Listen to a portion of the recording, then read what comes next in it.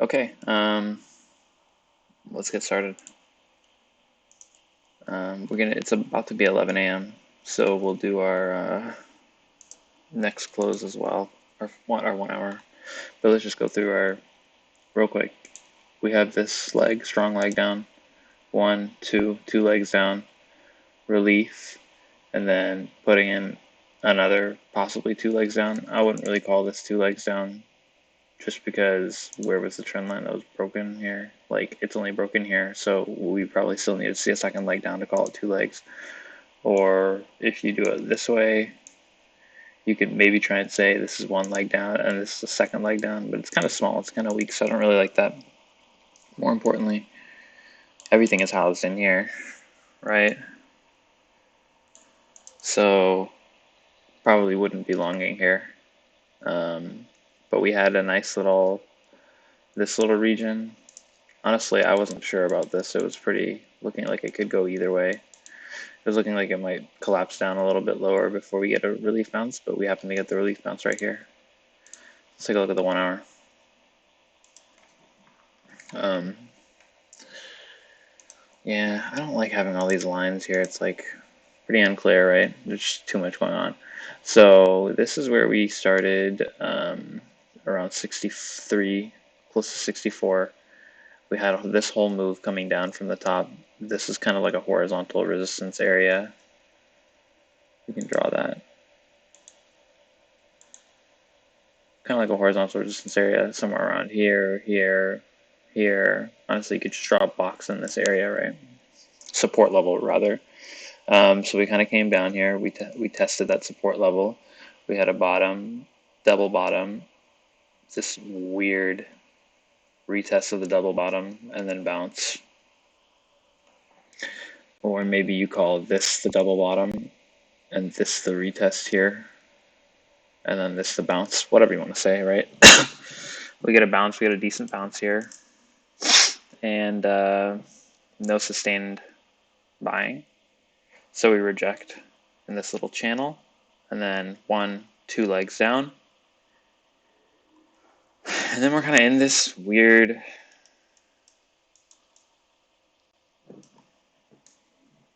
like indecision area. So we had this inside bar broke out to the low, but closed up high.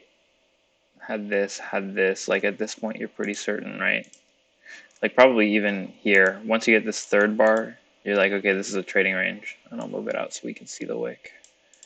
You like, this is a trading range, right? This one and this one confirms, everything is starting to confirm that you're in a trading range. All the way in a trading range here, right?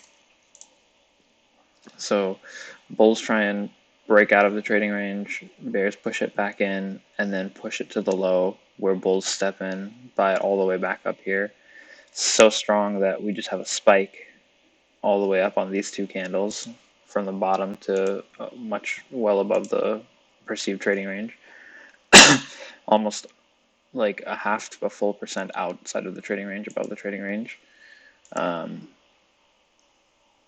then, of course, bears dump it back down. They take a new low, and then bulls step in. So kind of at this point is where I was thinking, perhaps we're looking at something like this, like a channel. Like maybe this is a spike, and then here's a channel. So that's why even when I saw this strong pump candle, I'm like, realistically, it's not really reversing much, right? Because maybe it's reversed this candle, like, but all of these people who are selling here know that they're in a trading range, so they're not going to buy they're not going to buy on this candle, right? Maybe they buy near the bottom, maybe they buy like kind of around this area, but once we get to this above the midpoint of the trading range, they're not as inclined to buy. And like here, if we say the trading range is down here, which I would say it's probably up here. I would just start it at the close of this bar. We're kind of towards the top, so you don't have too much room to go. Hence why this is wicks up to the top of the range and then rejects. And this is an outside bar, in fact, and same with this.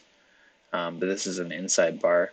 So this is weird inside, outside, inside bar. So when you have an inside, outside, inside pattern, you are looking for a trade if it can potentially produce a a strong enough move. So we could potentially have a strong enough, we could potentially have room to run to the bottom side, to the bottom of the channel, to the bottom of the horizontal trading range again. And of course, if this is a channel, then we'd be shorting at the top of the channel. But it actually didn't end up working out. It doesn't even trigger, right? I guess it technically triggers by 4 points. It breaks underneath this, and then immediately runs it back. So this is actually an outside bar. So this is an outside up bar that closes red. I guess if it closed green, we would think that it was a little more bullish. I mean, it's not a good signal bar, right? But maybe starting to get into that mode of thinking of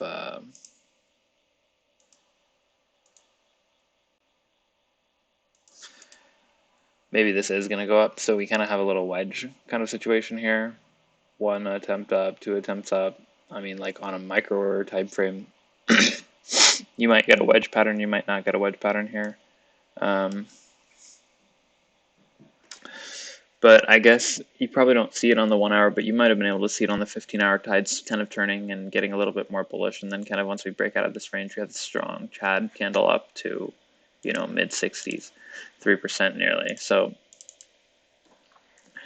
pretty good confirmation that this is a decent support level. So now we've pushed up, had a little pause, inside bar, basically inside again, not quite inside, but this is good enough that you buy above this, right? You buy above this bar, and so entered here, and then kind of came up here and had this strong inside bar. This is really not the bar that you want to see. This is not the bar that you want to see when you are starting this potential push out for another leg up. And like from here, even if you did get in right here, you're only getting 1% to the top, and that's if you take your profit here, which is not really realistic, right? Because you're hoping for more. You're hoping for more push to the upside. Possibly you've drawn this because you do have 1, 2, 3, 4, honestly 5, 6. Like you have a lot of points of confirmation on this. So maybe bulls aren't so eager to be buying up here.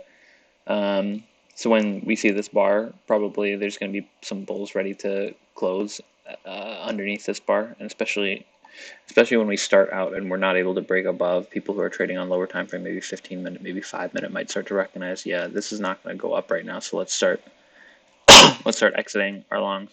And so that cascades it further until we get to this point and bulls are cascaded out of their longs. I don't think this is necessarily shortable. We are kind of at a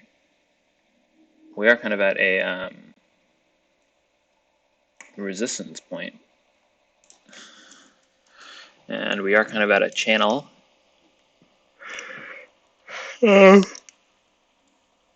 Excuse me. Bears are on a trend line. We had a really sharp. If we inverse this chart, right, and now we're saying bearish is up. We had a strong dump into the channel that might make bulls eager to kind of start playing down here, maybe like buying here, thinking that we might go for another test here. Certainly possible. We do have 1, 2 legs in and a strong bounce off of that. So we really need to see now how this reacts to the trend line, because if we kind of have this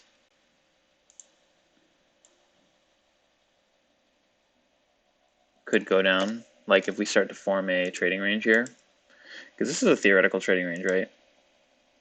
Like we've come back on it now. We've come back to this area. So if we just kind of stay in this range and start to disrespect this trend line a little bit, which I don't really expect that we will, maybe we could put another level in like this and then make another move out of that region.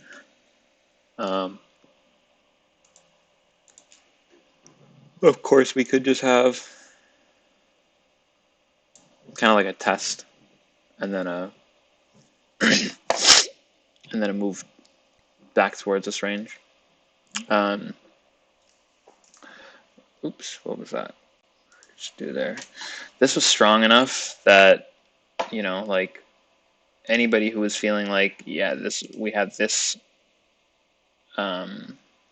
strong move, so we're expecting a second leg, and then this is kind of the start of that. And then, you know, maybe we're thinking like we're gonna see this and then kind of like this. That would have been maybe a little bit more nice to see, but instead we just kind of have this up and then straight down. So now there's a little more indecision. Maybe we have a little bounce, bounce, and then go, or maybe we have. I wish it would just stay on the thing. Bounce, bounce, down that way. So kind of have to keep an eye on it. I'm not really, I won't be taking, I'm not taking it, I'm not in any positions right now, and I'm not sure if we will be entering one anytime soon, based off this 1 hour chart. And now let's take a look at this most recent candle. So we kind of had this pump up and then kind of break back into what somewhat of a trading range. We kind of bounced on this, kind of bounce on near the bottom of this range. Let's see if we can make it a little bit of a clearer picture on the 15. So this was your like buy above this candle, buy above this region, and then we get into this area, retest this, pump up. So it's a pretty clear, it's a pretty clear picture of a range, I'd think. Yeah. So certainly I'm not really too interested in shorting down here just yet. And if we buy up here, not too much room to run. So I think we're kind of waiting for this range to resolve itself a little bit and then start looking more actively for trades. So that's our overnight and 11 a.m. Thoughts. So yeah, see you in an hour.